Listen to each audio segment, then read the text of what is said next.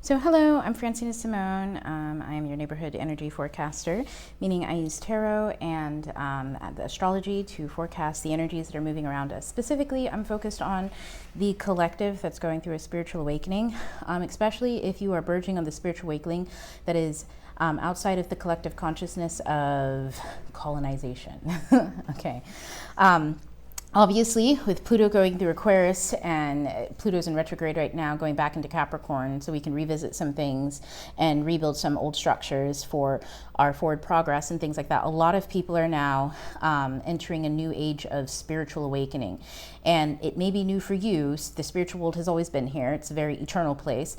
But along that path, you may need some forecasting, some understanding of how the energies work, all of that. So feel free to join along. That being said, when I read the cards, I am not a traditional tarot reader, as in the cards and astrological tools are just tools in my tool bag. I use those things to read energy, so I am focused on the energy. So sometimes you might see me reading cards in a way that you haven't traditionally understood or heard of before. Also, I read energy as a whole component. You are not your sun sign or your moon sign or your Mercury as far as I'm concerned. You have all of those planetary energies and the entire zodiac natal chart. So you have all the energy and all the zodiac within you, and it's about calibrating and figuring out how all of that stuff manifests for you, and how you can also learn how to understand how these frequencies are playing out in your life and how you can get on board instead of, waterboarded by them, I guess. Anyways, that's just the nature of energy in itself. So first, we're diving into Mercury moving into Taurus today, actually, as we speak. Funny enough, I just pulled and I got a Tower card, and then also underneath the Tower card is the Empress, just so that you guys can see. This was just a random movement of my hand. But let's get into that, because that actually does, that adds to the story of what I'm kind of picking up on right now. These two cards came out as I was shuffling, and so I just figured I'd talk about them. So we have the Ace of Wands and the Six of Pentacles. Now, let's talk a little bit about Mercury moving into Taurus and what that means. Mercury is normally a very quick moving energy. It's the sign of communication, the sign of mindsets, the sign of information, how information is processed, how information is picked up and categorized and all that kind of stuff. So when Mercury starts moving slow, that means that there can be room for lots of confusion, lots of not sure how this is going to work out, not sure what parts and pieces I even need to put a puzzle together, because Mercury is the one that picks up all the parts and pieces and helps you put a puzzle together. Mercury is the ruler over Gemini, the 3rd house, and also Virgo, the 6th house. So we have, again, the house of communications and mindsets, and Gemini, but also in Virgo, we have the house of health and services. So how you go about healing yourself, but specifically how you go about serving yourself, your body, your spirit, your emotional body, your mental body, your physical body, and well, I don't want to say others just yet, but it can be that. Virgo is the house of magnitude. The forest for the trees. How do you know where you are? I don't know, I'm in a dense forest. No, you're standing by a tree. Or, oh, there's just this tree. No, you're in a whole forest. It's the ability to see the big picture and the small picture, the macro and the micro all at once. And then Gemini is the ability to navigate that by using any means necessary. In other words, all of the tools that you collect, figuring out how to use those or how to communicate your wishes through the instrument of your tools and things like that. So with Mercury specifically, this very high functioning, high communicative, and highly adaptive planet going into Taurus. Taurus is a very steadfast. Think about Taurus. Taurus is on the farm, okay? Taurus is the harvester. Taurus is the farmer who brings out the bull every morning, plants his seeds, waters them, nurtures them. He takes into account what his, what his farm may need at any given time, what any given plants may need at any given time to be able to nurture them to their fullest potential. And so Mercury entering this space, Mercury in Taurus is a great, great, great place. It's not as quick as Mercury tends to be, which means the energy slowed down just a little bit, and we're coming off of a retrograde where Mercury was slowed down in Aries, a space that likes quickness. So if you felt like you weren't getting your communications out, you weren't getting the communications back that you were looking for, you weren't seeing all of the things fall in line, you've been doing the work but you're not seeing the results of it yet, that's because Mercury just left a retrograde in Aries. I think I might have said Aquarius before. If that was a slip of the tongue, let it be. But It's because it was in Aries, and Aries prefers quickness. So the antithesis of Mercury being in Aries, where it should be able to take off sprinting, was very much it took off sprinting, and it might have sprained an ankle. It might have tripped, you know, oh my goodness, talk about hitting that Aries ego. It might not have gone to plan, and that's for the better. Mercury's in retrogrades are always for the better. It forces you to go over things a little bit, and Mars being in Pisces for a bit, and now it's in Aries, has been going through a lot of slowness, quickness, then back again slow, and then quick again, and so the energy is a little bit murky, so to speak. However, that being said, Mercury, having gone direct in Aries and moving into Taurus, is going to start picking up all the communications that you have not been getting. In other words, I know a lot of people talk about, you know, you might hear a lot of people from the past, things coming up. Not necessarily. If you've been working on something totally new, this has nothing to do with people from the past. You have to remember all the planets, the Sun, Venus, Uranus, Jupiter, they're in Taurus right now, and they're in the back end of Taurus, meaning they've been doing an awful lot of work in that house, and Mercury is just about to enter this house and tell us what work has been done. And what that means is you're about to get a lot of hard, solid evidence, proof of the work that you've been putting in. So this isn't about people coming back from the past. This is about your new inspirations getting a payoff. Six of Pentacles. All of that shit that you've been doing, all of the stuff that you were doing in Aries, all of the hard work that you were doing, all of the everything that you put into yourself on faith is getting a payoff. So that's the great part of Mercury and Taurus. Now that being said, I might talk a bit about the other side of things. So there's always polarities that are going on in this energy. In other words, there's polarity, not necessarily meaning positive or negative, but those who are on one end versus the other. If you're on the end where you're about to get payoff for all the work that you did, on the other end, people are also about to get payoff on all the work that they did. But some people have a lot of work in themselves, and some people have a lot of work in mischief. Does that make sense? And the payoff that you get when you work in mischief is an awful lot of fucking shit. So we'll talk a little bit about the dichotomy of that, but for the most part, we're going to stick to what to expect, what kind of things you should expect to see. And what did I pull before? I keep getting the Ten of Pentacles, funny enough. Every time I keep trying to pull to get back to that Tower, and that, funny enough, Ten of Pentacles, the Change, and the Empress. So all the work that you were putting in the Ten of Pentacles, think about the Knight of Pentacles. In fact, this reading has a lot of Knight of Pentacles energy in it, so I would not be surprised if it comes up at some point. But the Ten of Pentacles is the reaping of the rewards. This is total satisfaction when it comes to your material gains. And material doesn't always mean money, but that can be translated into that sense. But I want you to think, when you're trying to manifest something into your life, or you've got a dream, right? Seeing that dream come true is the physical or material manifestation of such a dream. So we've got physical manifestations. There's change coming, and this is the Empress. The Empress trumps this Ten of Pentacles. This Empress is somebody who wants for naught. So this Ten of Pentacles is getting what you want. There's a change coming in, and you will want for nothing. For nothing. Because you will have everything that you need. She has everything she needs. She's literally the birther of all those things. So this is some really cool shit. So let's go ahead and dive into the reading. I'm going to do kind of a pull that I've kind of come up with for myself recently. Oh, looks like I've got company. So, hold on. I think somebody's dropping off water. Okay, so I'd like to mention the interruption that just came. Somebody came to drop off water. Now, funny enough, I don't have to pay for the water, so that was a great extra bonus for me. So that's something that I want to mention, is we just talked about Taurus coming in and showing you about all the work that you came and wanting for nothing. The Empress doesn't even want for anything. She has everything that she needs within, her realm of existence. So therefore, somebody just came and dropped off water. What a confirmation. But that being said, as I was shuffling, the Eight of Pentacles fell out, and I wasn't going to take it in the reading because, I hadn't started the reading yet, but this is would have normally sat in the spiritual part of the reading, as in what's happening on the spiritual plane, and that is somebody who's working. We just talked about that. Somebody who's putting in the work. This girl, she's got like a little candle business, I guess. She's a little artisan, and she's got a little business going on where she's doing her artsy shit, but she's focused on that. She's not focused on anything else. And we've got the Sun card at the bottom of the deck that was fueling this. So the Sun, as we can see, is fueling her passion, so her purpose. She's working on her purpose, being driven by her purpose, and it's Well, it's beautiful. It's the Sun card. It's one of the happiest cards in the deck. So talking about that, I mean, it's just quite a bit of confirmation. So let's go ahead and jump into the reading.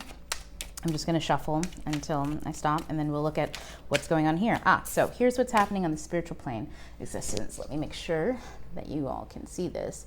My setup's a little wonky for now, so, you know, don't mind it too much. Probably going to be in a different setup in a little bit, but let's see. Here we go. Okay. Getting all that set up. Okay, so we've got the Five of Wands. So this is a bit of discord. So on the spiritual plane, and we're going to clarify these as we go, but ooh, I was saying that. Wow. And then this happened. So I've got a bit of discord, and I was going to clarify it afterwards, but let's go ahead now. And let's look at this with somebody stuck in their head. But then we've got somebody back here in the way back who's not. So again, the Sun card popped out, funny enough, fueled by the King of Wands. So, you know, when I talk about the dichotomies of what's going on right now in the world, is those who've been working on themselves, building their inner world, there's a lot of success and triumph. Because when you're doing something on the inner world or in your non-material world, when you're working on your psyche and on yourself and not projecting into the external, but figuring out how you can change on the internally first, your rewards are always delayed, because they have to go through the spiritual, the emotional, the mental, and then they finally get to you in the physical plane where you see all that stuff. But people who focus on the external and are trying to change their external space, their rewards are immediate, right? You can go to the store, if you have the money and the cash, right? You can go to the store and redecorate your entire house. The change is immediate, but over time, it all degrades. Think of it as the Met Gala that just came out recently, and the theme of it was the Garden of Time. And it was about all these rich people who would pluck little flowers off in the garden to rewind time, because, you know, there's an angry mob coming at them. And every time they pluck one of the petals, the angry mob goes back further and further and further. And they get all of their happy, luxury, gorgeous things, because they keep going back in time when everything was fresh and new. In other words, they keep going to the store and buying a whole bunch of shit and refurnishing the house over and over and over again. But eventually, they're going to run out of all that. You can only put fresh paint over your dirty, filthy fucking walls so many times before the paint starts to peel off and you are surrounded by ruins. So there's a lot of discord happening spiritually for on the plane, I should say, on the spiritual plane, there's a ton of discord. But for some people, it is absolutely a headache, and for other people, it's total liberation. And I think the the aspect of that has an awful lot to do with these are the three cards that came out. We have the Sun, who is fueled by the King of Wands. The King of Wands is somebody who's all charisma, he's all talk. However, he can turn a vision into something serious as long as he's disciplined. And behind the King of Wands is the Emperor. He's got a pretty decent mentor. If behind the King of Wands was some page or was some other knight or something like that, we'd be in for a rude awakening, or worse, the devil, right? Because then it's definitely all fucking talk. But behind the King of Wands is the Emperor, which means he's got a solid foundation. He's building towards foundation. He's building a vision towards foundation. And that's the positive outcome on one end. But on the other hand, that and I do want to mention, that can cause a person to feel a lot of discord. You were like, if there's one thing that we can get clear, is that spiritual awakenings aren't fun or easy. You are at discord, you are unease, because the point is for you to focus on all of the stuff that's not okay, all of the stuff that is problematic, and sort it. So it's a headache. Nobody likes to do that. That's why some people run off to Target, buy a whole bunch of shit, redecorate their house, and, you know, think that they're going to be fine and perfect because the outside looks perfect. They put a bunch of fresh paint on some, you know, spoiled shit. But if you, instead of seeing all of this information, and these crows here, I want you to look at this.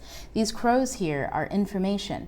They're information coming. Oh, you got to fix this. Oh, you got to fix this. This mindset's not conducive. Oh, you remember this thing that happened in the past? That's an old script. We got to get rid of that. See, this person hates it. This person, though, is like, yes, yes, yes.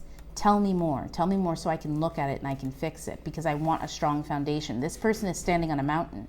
This person's standing on a bunch of headaches. So spiritually, it is like that. So we're going to go ahead and put that back in. I'm going to keep going. We'll clarify some of these as we go, or, you know, if it wishes to be clarified in the moment, then by all means. So next we're going to look at the emotional landscape of what's going on as Mercury is moving into Taurus. And I want to tie this back in. Ooh, deception. That's an interesting one. So I want to tie this back in to Mercury moving in Taurus. Mercury is literally just leaving a fire hellscape. Aries, where it wants to sprint off and do things. And that's, you know, the Emperor card also exists in the Aries space. So did you build a foundation while Mercury was in retrograde in Aries, as all of these headaches were coming up and all of these, you know, I'm getting that a lot of people, and I know it's happening on my end, a lot of people were getting their TikTok, you know, time's almost up. Either face this shit now or wait till shit hits the fan. And a lot of people are used to shit hitting the fan, because back in the day when Pluto was in Capricorn, shit could hit the fan and it's a big enough cave to hide enough shit. I don't know if anybody's ever been in a cave before. I haven't, but I've seen enough of it on TV to never want to go. The floor is covered in shit, usually bat shit, bug shit, dead bugs, all sorts of fucked up shit. But caves are a place oftentimes of decay, okay?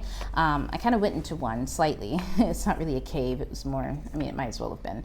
But it was a very, very shallow cave, okay? I went into one in a ruin, and there was a lot of dead stuff on the ground, dead leaves, charred wood, all sorts of, you know, dead coconuts, all sorts of dead stuff. In fact, as I was leaving, I almost stepped on a dead, like, iguana carcass, you know what I'm saying? So lots of decay in that area. All the leaves covered the ground, but there was tons and tons of leaves, so the ground was very soft, and you didn't know how deep or how sturdy anything was, because you might be stepping on leaf-covered ground, or you might be stepping on a pile of wood, and you might fall through and scrape up your legs or get covered in bugs, who knows? The point is that caves and areas around caves are covered in decay.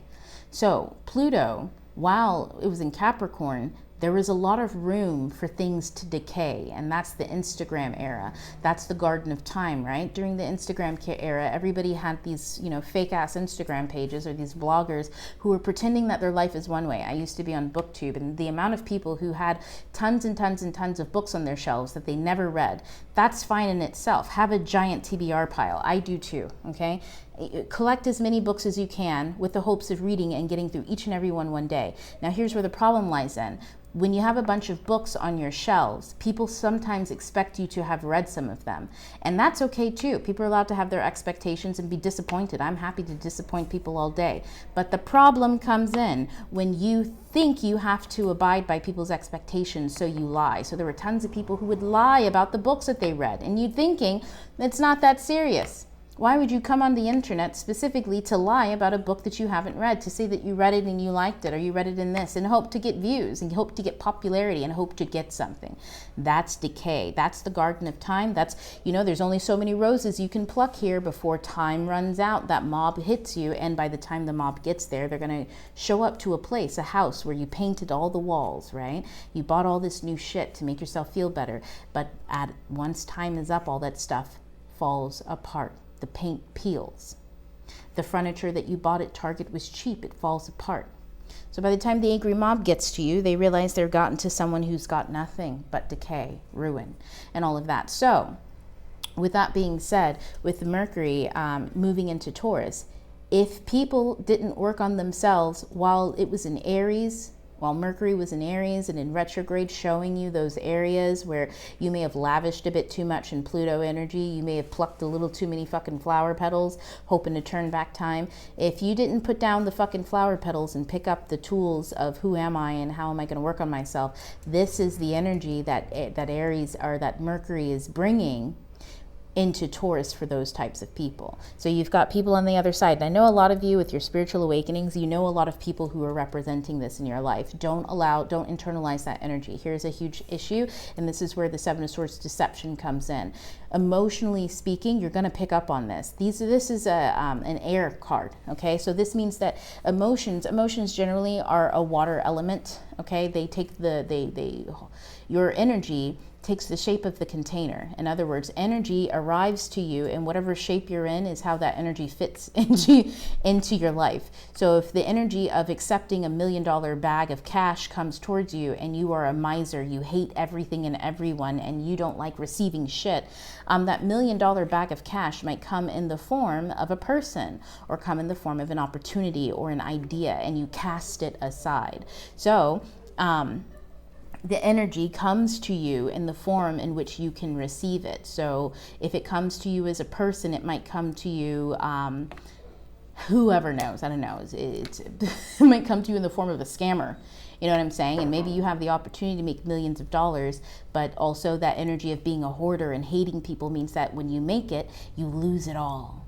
It's all terrible. Now, on the flip side, same person, same scammer comes to another person with this $1 million bag idea, and this person's really happy and loves doing everything. There's a story about a guy, he used to work, I think he used to clean bathrooms or or sweep up at the mayor's office, and he kept asking, hey, do you guys have a job for me? I'd love, I'd love to work here. And, they kept turning him away and being like, no, because they didn't like him. So then they finally said, yes, go count all the deer in the country. And apparently he did. One thing led to another. He ended up with like a lot of deer fur or some shit like that. And so he had a bunch of stuff from this fake job that they gave him so he could go away. And he ended up selling it on a merchant ship. And the guy was a scammer and was like, yeah, I'll take these to Africa and sell these, like, maybe they were like heavy clothes. I don't fucking know. Like my my details are a little spotty, but the point is he had some shit that was definitely not going to sell in Africa, or it was in the Caribbean. It definitely wasn't going to sell. Like, he had fur coats and shit like that. Nobody in the Caribbean wants a fur coat. Like, I'm over here on the coast. Nobody wants a fur coat down here. Not at all. But on the way to the Caribbean, I guess the ship ended up crashing into something, and so another ship was going by, but it was headed up north into like Russia territory, and so they just loaded all the stuff there, went to Russia instead, and he made millions. So see, he was always looking for an opportunity and willing to play fair. And so even though somebody tried to take advantage of him, even though he was definitely he did not know what the fuck he was doing, but still somehow through all of the accidents that happened around him, he ended up making off with a cold buck. Now, he also ended up being kind of crazy, so I don't recommend going through life that haphazardly. But that being said, don't be so serious about things, one. And two, recognize that energy takes a container of which, energy takes form based on its container. So the energy here is deception. Deception is going to take form in whatever can hold it or however it's being held. In your container, for instance, the deception can very well much be, and what I'm getting is it's this energy here. The people who did not work on themselves and the people who did not do what they were supposed to do, some of these people may be coming back into your life in many different ways, sometimes physically, but it seems very much so, and we'll get to the physical aspect as we move on, but it seems very much so that a lot of these communications may be energetically. So you have to look out for self-sabotage. Look out for all of the ways in which you're not focused on yourself. Look out for all the ways in which you're pulled back into the past or pulled into the future. Look out for all the people who are pulling you into the past and pulling you into the future. Look out for all of those types of triggers because it's deceptive. It's deceptive. It may not be your energy. So be aware of your container. What shape are you in? Are you in the space? And the best way to know what shape you're in is simply just to be present. Ground yourself in the present moment. Look around you, look where you are. Are you safe physically? Are you safe spiritually, emotionally, mentally? And what I mean is in the confines of wherever you are. If you're by yourself in your house and you're not safe spiritually, well, then the problem is you, not necessarily everything on the outside or the news of what's going on. It's you. If you're not safe mentally, it's you. If you're not safe emotionally, it's you. If you're not safe physically, then what physically is causing harm. Do you have a neighbor who's about to come over and who's yelling and screaming and pounding on your walls? Then you are not safe physically. There is somebody presenting themselves as a threat. If you're in a room with another person or you live with people and they're attacking you mentally, meaning that they keep talking and tearing you down like that, then no, you are not safe mentally. If you can't be present with other people and safe, then it's them and you for being in the environment. So you have to take accountability by removing yourself however you can. And so it's a tricky thing. I also live in reality. I know that you can't always just pack up and leave. You can't always just get up and go. But I can tell you that there are always doors if you're present enough to spot them. So get present. And when you're present, when you can recognize that you get to decide what you do with your energy, then you start asking yourself, what is my energy? How do I feel today? How can I change that? If you feel weird and sluggish and upset, okay, well, what can you do that's gonna attract to more positive aspects to your day today? if you feel negative and you're thinking about all the stuff that you have to do in the future and it's just bringing you down, then stop thinking about that, because that's not what you have to do right now. What do you have to do right now? A lot of you will find out that it's drink water and eat a decent meal. Sometimes that's the thing that you have to do now in order to get yourself out of physical survival mode where your body's begging for nutrients. So there's a lot of stuff that goes into it. Check out my videos on the power of now. We're going over that. Please read that book. It'll help you understand presence, because present isn't just ignore all of the things that are going on. Present is become super aware of who you are and where you are right now, so then you can be observant of all of the things that are going on and deal with them necessarily in the necessary manner. So but what I'm picking up here is there's a lot of energy. Let me go ahead and clarify. Look, the underlying energy of that 4 of Cups at the bottom. So it's somebody who's really blocking out whatever is trying to be delivered to them. So with Taurus and Mercury, like I said, for those who worked on themselves, you're going to be seeing a lot of that stuff come in. I feel like a lot of this reading right now isn't about the collective going through the spiritual awakening, who's been doing the work. I feel like this is kind of a look on the horizon. Yeah, 4 of Swords. See, look, this one came out. So be on the lookout for this. In other words, this energy represents you.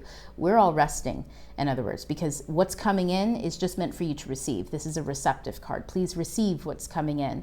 Now, there are going to be lots of people who do not want to receive what's coming in, and they will try to deflect that onto you.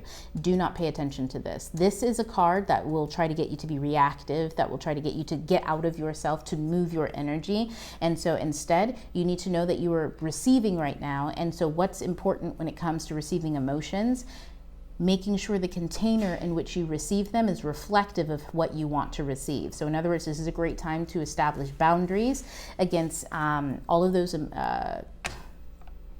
emotional, mental, and spiritual boundaries. If you've created physical boundaries between you and another person, which it looks like it, that a lot of the people that I'm talking to are not physically around the people who have caused them strife previously. So if you have a physical boundary, great, but that's not enough. You also need to attain mental, emotional, and spiritual boundaries. And that means that you clean your inner world of all the rumination. This is a rumination card, and that's why there's a lot of discord too. The discord in the spiritual realm is to get those who need to ruminate to ruminate. Ruminators either ruminate or they don't. The people who try to distract themselves from ruminating by going to Target and buying a bunch of new stuff and putting it and pretending like they're fresh and brand new because they've just bought their way to fresh and brand new, those are the people who ruminate but like to distract themselves from actual reflection. So these are the type of people that this discord is going to bring them into rumination, and they won't be able to escape it. They won't be able to escape it. But if you've done the work on yourself, you don't need to ruminate. You won't even be called to ruminate. In fact, you'll be called to focus on, remember the 8 of Pentacles. Funny enough, 7 of Pentacles is right here at the bottom. But you'll be called to focus on something totally different, because that's what you probably learned in Aries season, is how to set your attention to your own personal inspirations. And that's bringing up, yeah, we got the wish card that just kind of popped out, but I'm just going to keep, I said it just kind of popped out, but we're going to keep going and look at it. Look at it. I'm just going to, where does this go? We're going to put it here. Okay. In the mental plane. So, feeling by the King of Pentacles. Okay, so we're going to leave this here. But those of you who are working on yourself during that time period, oh man, I don't even know where I was, because this just popped out and totally distracted me. Yeah, let's focus on the Star card.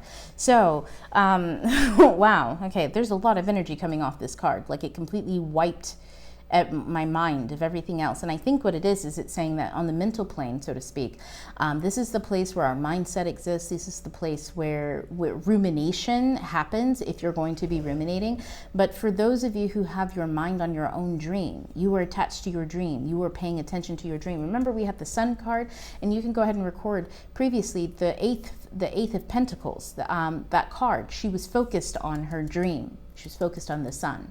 She was focused on her inner world. And so I think this is what this is reminiscent of. This is our collective. These are the people, like, you're focused on your dream. Technically, everybody's focused on their dream. Some people just have nightmares. This guy's in a nightmare. The guy behind him, who seems like they're victorious, they're focused on a dream, the same type of light energy. But that being said, look at this person under the sun too. They're either getting away from something, right? you have on the one hand, and this works both ways, and this is also a nest. Let's think about that, the crow's nest. You may be getting away from all of the headache and the rumination because of the work that you put in. But other people won't know to rest. They'll be too busy, constantly in discord, in the illusions that they have going on. And remember, like I said, the Star card, while she's focused on a dream, there's a tether there. Everyone's focused on their dream. That's the duality of things, is you can be focused on a dream that brings you happiness and joy because it's based on your inner world and your inner wants and your inner needs, or you can be focused on a nightmare that you were attached to and tethered to. So you'll know the difference. The King of Pentacles is feeling here, and underneath that is the Nine of Cups. So, you know, for our collective, this is the Taurus. This is Mercury and Taurus if I've ever seen one. Oh, look at that, and the strength underneath it. Yeah, those of you who have kept going and who have had the resilience to keep going. I mean, you know, you can't make that up. That's crazy. But let's go ahead and get a little clarification for the Star card.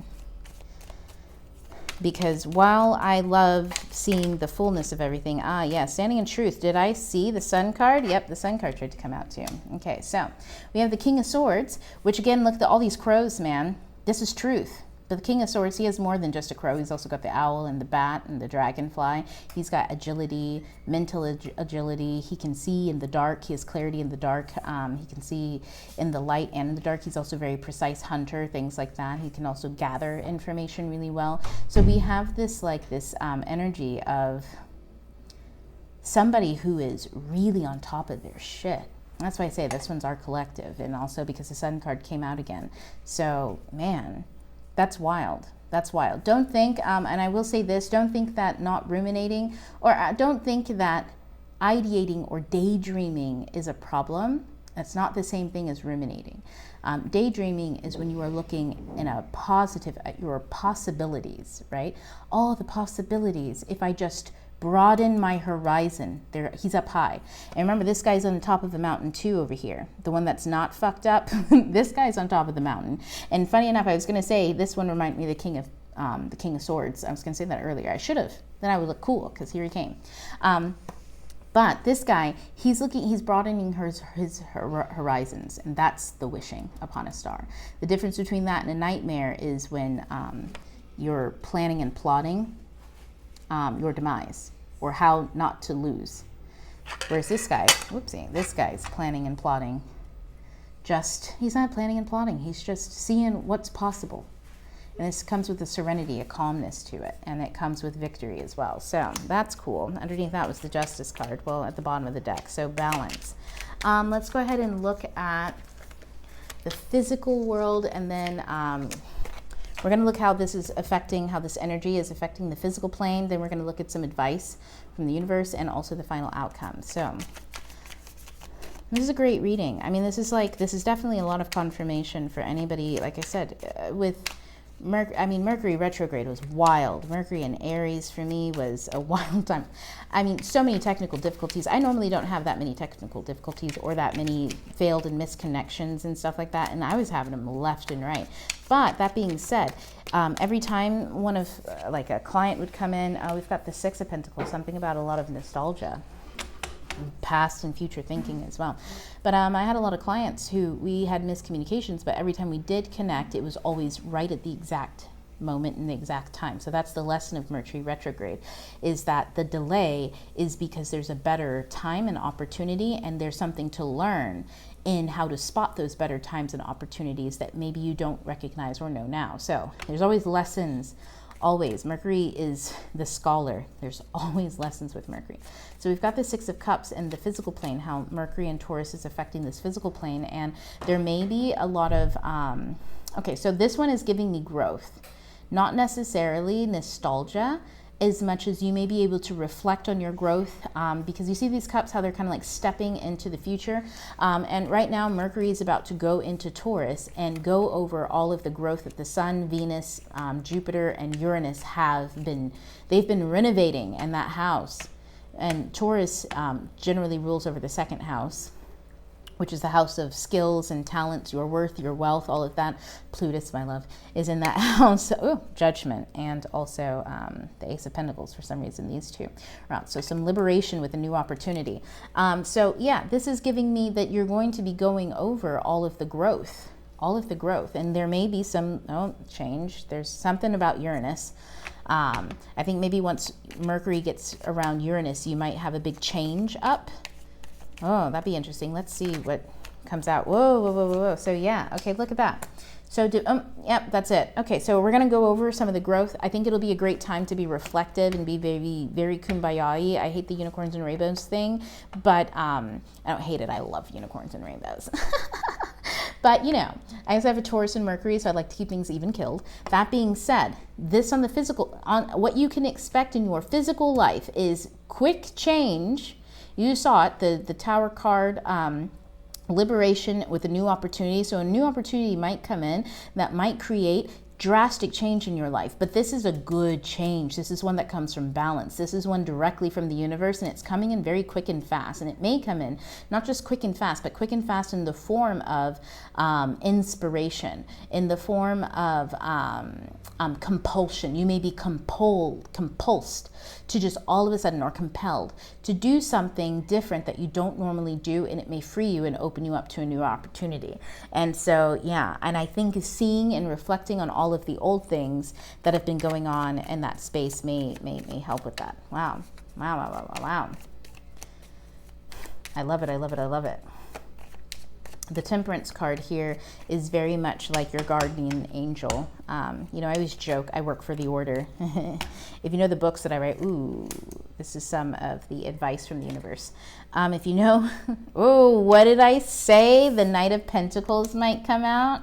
In this reading, this is a very Knight of Pentacles card, and so it did, and underneath it is the Lovers. This is being fooled by the Lovers and the Moon, so we're going to get into that. But first, I always joke that I work for, well, now that I do, I work for the Order, which if you know the book that I'm talking about, then it'll all make sense to you, but you probably won't. But the point is that there are these guardians, these angels, the things that are unseen in the world. And sometimes they come in to bring order into the world. And that's the universe, right? The universe comes through the way, the Tao, the wild woman, whatever you want to call it. It comes through and it reorganizes. Disorder and discord can only go about for so long until it's reorganized and fixed.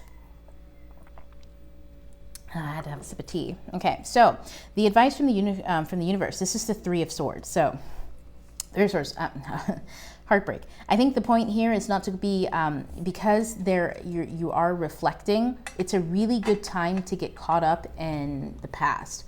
Like sometimes what happens is when you grow an awful lot, you can reflect and look back, and then you feel really bad about all of the things that happened and why did it have to happen that way. And if this was, you know, you can mistake the gratefulness and the gratitude for where you are for wanting to give that to yourself back then, because you're ignoring all of the growth that was necessary to get you to where you are. So in other words, I think, and the Knight of Pentacles here is walking, well, I like to put it this way, I think he's walking away from all of this. And we can look at that because, I mean, the black horse here is the black there, so I feel like the black horse is leaving all of that, but I'm just gonna look at it that way. But it also reads with this, it's a good time to rest. This is deception.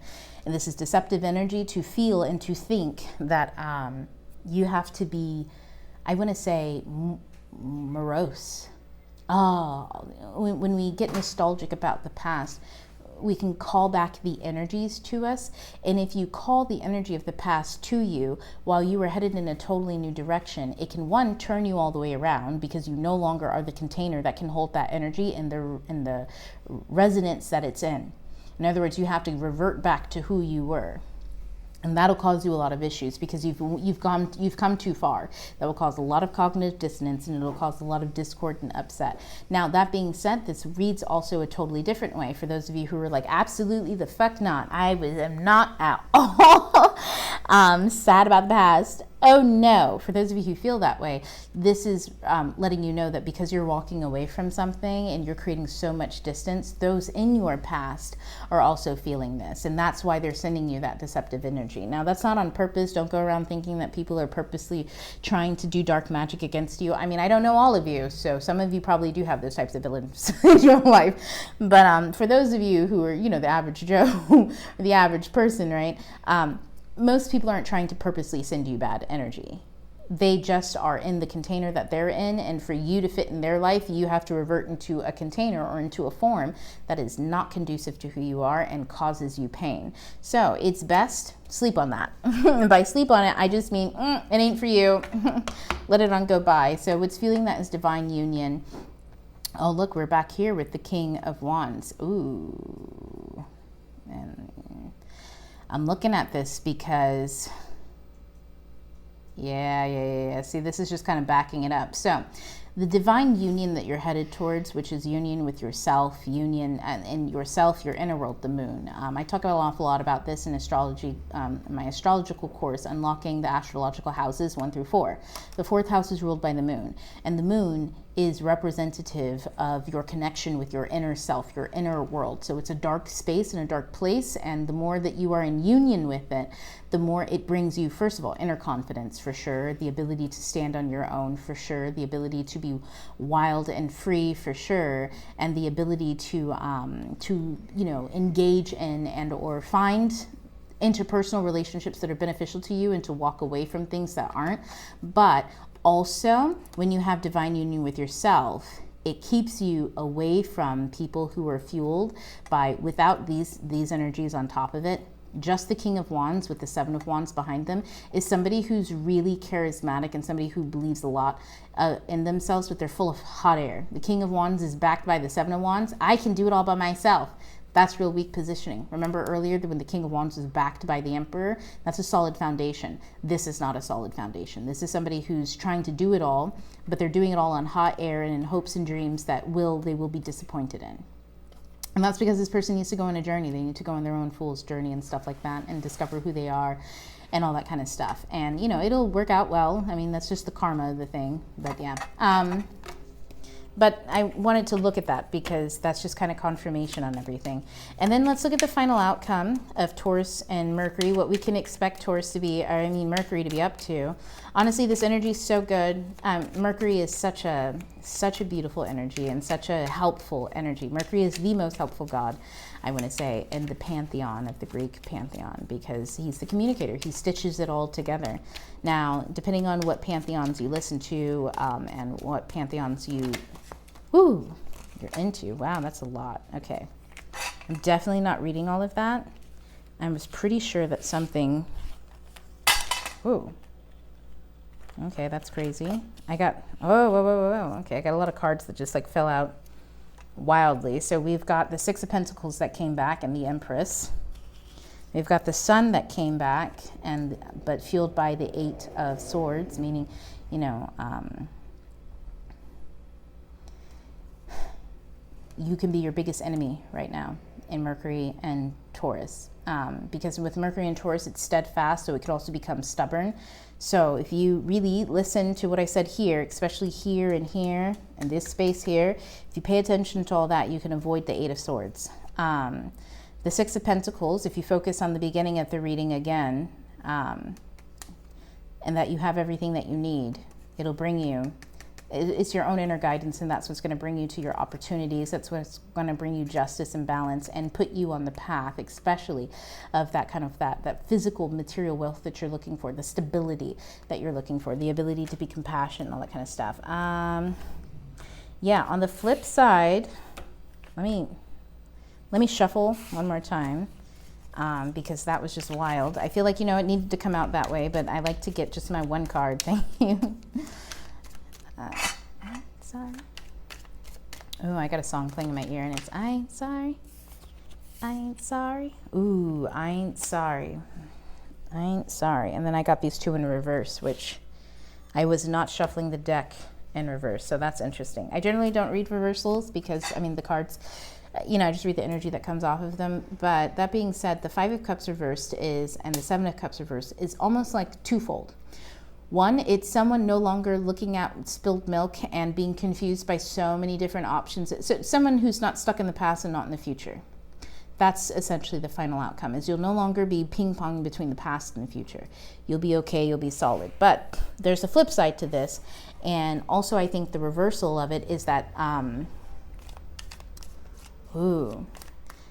think some people, and that's not this collective, but probably the people that you've been dealing with in your outer kind of periphery, they may become trapped in these two places without a way out. I mean, there's always a way out, but the point is that the energies that are conducive for them finding a way out without having to like put in all that work and that energy by themselves is not going to be around for a while. Because I mean, think about it. When's the last time you had the sun, Venus, Jupiter, and Uranus all in Taurus, with Mercury going into Taurus at the end to kind of like bring it all together, with, you know, eventually Mars coming in as well? When's the last time that happened? Yeah, see, this is the Four of Cups. Yeah, so in the future, this energy is here now. And so the final outcome is you will no longer be stuck between those, the world of duality, the world outside of presence. You'll be able to ground yourself, be able to be present, and be present in the chaos. And by the chaos, I mean you're not concerned about what's going on around you and all the chaotic energies that are around you. You no longer internalize those things. And that could be this too, is you no longer internalize anything. But on the flip side, the people who have not been putting in the work, they may be stuck for a while.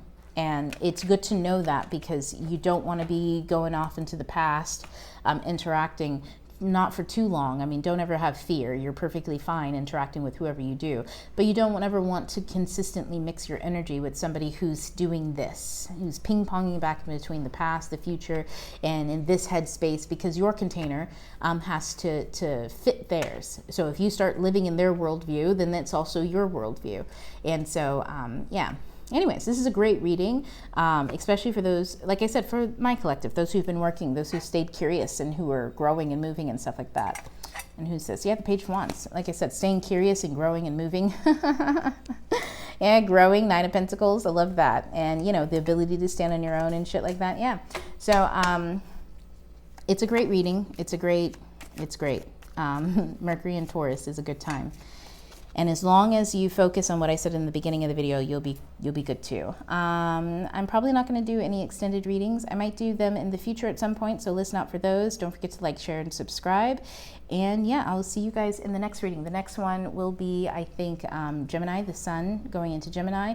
There may be a sun conjunct Jupiter that I might do.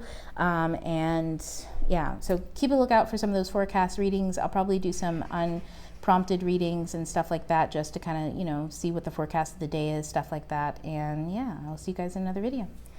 Bye.